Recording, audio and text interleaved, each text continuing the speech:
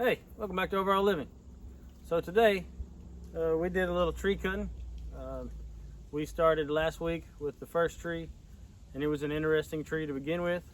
It was really big trunk, probably 15 foot high. It split off into about 7 or 8 different size, different good size 16, 18, 20-inch trees.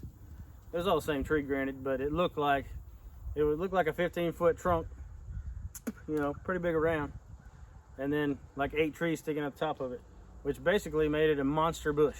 And it was really hard to cut up. I did some Instagram photos on it on my Hobie909 account, which is what the channel used to be called here, so I just left it that way with Instagram. There's legitimately like a squirrel 10 feet from the backside of the phone right there. Hey, buddy. Run away. Yeah, look there. He's legitimately right there. Let's see if we can get him. See if he wants to be on film. You see him? Oh, bad camera angle. Hey, bro. Just not even scared of me, are you? You're not even worried I'm here. I'm such a threat. Can't eat them no more, right? I had the shot all set up. Let me see if I can get it back. All the best camera work. So today we cut down an even, well, it wasn't bigger. It was another good sized tree. If I had to guess, I'd say it was 3 foot across maybe. We started with the XP, 372 XP with a 24-inch bar on it. We ran it down. We tried to do our wedge, and I never cut trees this big before. This tree had a significant lean, and I'm not even joking. It was probably it was scary for me. I never done it. A friend of mine, which I won't say his name, he's on here a lot. Flatlines up. He's one of my best friends. He's done a lot of felling trees, and I go and help him buck them up, and we split firewood together all the time. He came, he helped me. Well, it was his deal. I came to help him, but he wanted to get me the experience with the bigger trees, and both of them were complicated. They weren't easy trees. Easy trees are called easy for a reason.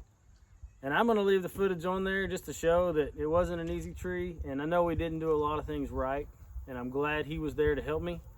I hacked up the wedge. I hacked it up really bad. The angles were all wrong for me, and not having the experience of the big trees and with the way it was leaning and everything. I know I didn't get a good shot of the lean, but it was a significantly good lean, and it was leaning towards the house. We didn't want it to fall towards the house. We finally got the wedge cut out of it. I did stop the video. I felt like the video was cursing us the whole time, because usually everything goes smooth, even with the big trees that we do cut, or that we have cut. Like the first one last week was no problem. It would have been a great video. Anyway, what I was getting at, the XP on the back cut, the tree leaned, the wind blew, the wind picked up, the wind blew, and it jammed my bar, which we switched to the 20-inch bar because we had plenty of good sharp chains for it. And the wind blew while I was in the middle of the cut and pinched the bar. The tree leaned on the bar just a little bit farther. It didn't quite go the way we wanted it to go. So what we did is, instead of breaking out his XP, we went ahead and took my saw off of the bar, which you'll see in the video maybe. It's all fast. We took the saw off the bar so we didn't ruin the chainsaw. And the bar is a lot cheaper than a whole saw. And then instead of switching to the other XP or putting 24 back on this one, we went ahead and broke out the fuels, the little Milwaukee fuels. These things are awesome. Little 16-inch bar. I went ahead and actually finished felling the tree with that little saw right there. That's pretty awesome. I did it fast. The wind was blowing on and off, and what I would do is I'd cut it a little bit. I was trying to not lose that saw or the bar. As I was working into it a little bit, the wind would blow. I would get out of it. You'll see I back away from it, and everything's in fast motion. And so we actually stood there and watched it for a minute, see if the wind was going to take it. I come back in, I cut a little bit more, maybe another 2-3 inches. It pops again, I pull out, and the tree falls. Not quite where we wanted it, but it was not on the house, which was great.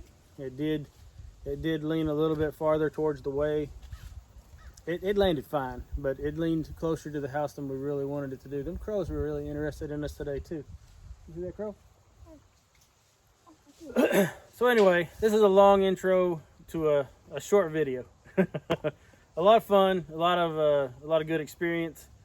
I say it somewhere else in the video, but if you're new at cutting big trees, if you haven't done some of this stuff, it doesn't hurt to have somebody who can at least stand back and watch, show you a few things. And that's what we did today. I have a little bit more confidence in what I'm doing. If I was going to attack another big tree again, I would still probably take someone with me just to watch, make sure I'm doing right. So that's that. Hope you enjoy the video. I know I'm rambling. And stay tuned for the rest.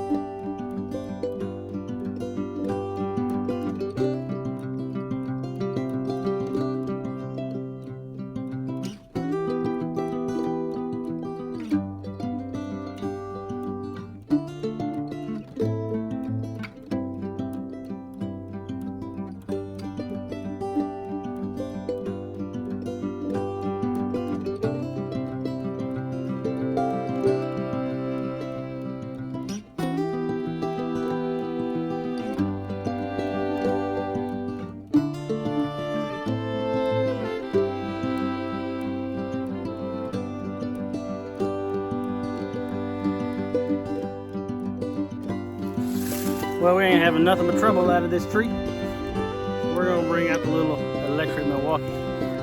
Try to save that bar.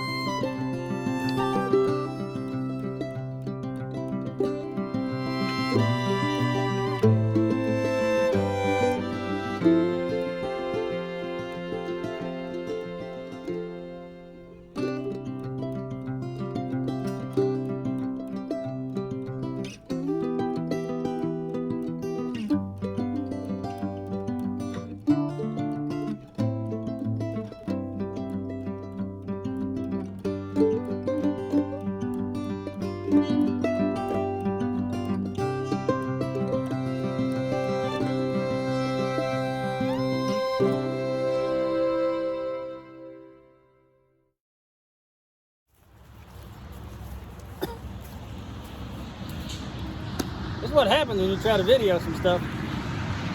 Be quiet. It's really weird with you sitting there, because you're gonna be all like mouthing me, making faces, right? See, the camera's actually looking at you though, so. You're number one. Right.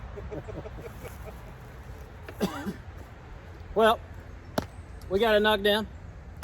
It was a struggle. I don't know that I'll show everything. Maybe I will, I don't know. But it's about time to go get Shorty, so we're gonna wrap up and come back again tomorrow or the next day and finish scissoring it up. So we're using the, you talk about your saw. We're using the little Milwaukee battery powered saws. They're quiet. And they're very effective as long as you don't get into them and overheat the batteries, right? I haven't got into one yet, so I don't know, but I'm gonna take your word for it. So we got a pair of those, and of course we got the 372 XPs. You know, we both have one of those. That's a cool old car. Did y'all see that? Probably so. So anyway, yeah, we're in the middle of town-ish and cutting down some big trees. Biggest trees I've ever cut down, you know, especially for me doing a lot of the work myself. And I have a good trainer. You always have somebody that knows what you're doing, knows what they're doing with you. But it's weird because he's right there making fun of me. So, all right, that's gonna be it. I guess I'll have to come back and shoot an intro after a while. So look forward to the intro at the beginning of this video. You want to say anything? No. So real quick, one thing. This is a piece of fire hose for y'all who are gonna ask. Old piece of fire hose. One thing that I will say is we didn't come through unscathed. The bar seems to be good, but I don't know if you can see that. I bent that link right there. So my better chain of all the chains that I have a bent link. Maybe I can fix it. I don't know. But we had 5 or 6 more in the bucket, so we had spare chains. I just threw it back on there earlier just to shoot this video, this intro, or the intro, and I realized that I did bend the link. So, you know, it's a good chain right there. But you know, things happen. What, $25, $30 chain, $40 chain max. I think they're $25, $27-ish dollars. So say $30 chain compared to a $400 or $500 saw, $900 saw, all decked out. It was worth pulling the rest of the saw off, and I just lost the chain, or maybe I can fix it. I don't know. We'll see. I'll talk to my chainsaw buddy and see if it's fixable or if it's even worth messing with. So that's that. Y'all have a good one.